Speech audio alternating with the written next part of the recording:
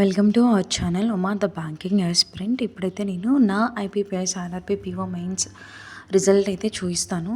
So first of all congratulations to all the selected candidates. ఇంటర్వ్యూకి బాగా prepare అవ్వండి.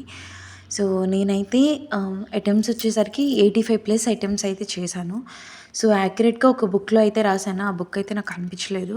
Definitely score card వచ్చాక నేను క్లియర్గా ఏ సెక్షన్స్లో ఎలా వచ్చాయని చూపిస్తాను. సెకండ్ థింగ్, నా రిజల్ట్ వచ్చేసరికి నేను ఎగ్జామ్ అయితే బాగా అటెంప్ట్ చేశాను.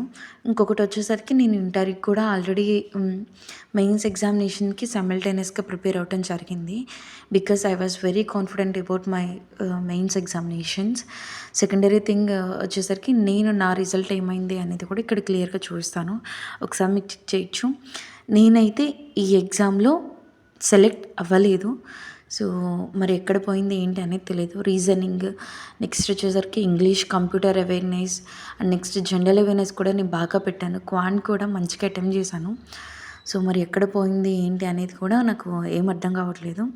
So this is my result. First అయితే నేను నిజంగా షాక్ అయ్యాను. ఈ రిజల్ట్ నేను ఎక్స్పెక్ట్ చేయలేదు. So anyways we can't do anything right now. So once again all the best to all the selected candidates. ఇంటర్వ్యూకి మంచిగా ప్రిపేర్ అవ్వండి. ద బెస్ట్ అనేది ఇవ్వండి. డెఫినెట్లీ మీరు సక్సీడ్ అవుతారు మీ లైఫ్లో. అండ్ నెక్స్ట్ వీడియోలో నేను క్లియర్గా చెప్తాను వాట్ నెక్స్ట్ నా ప్లాన్స్ ఏంటి, నేను ఏం ప్రిపేర్ అవుతాను, అసలు రాస్తానా రాయినా ఇవన్నీ కూడా. Okay, thank you so much guys. Thanks for supporting me and thanks for following me. Okay, thank you.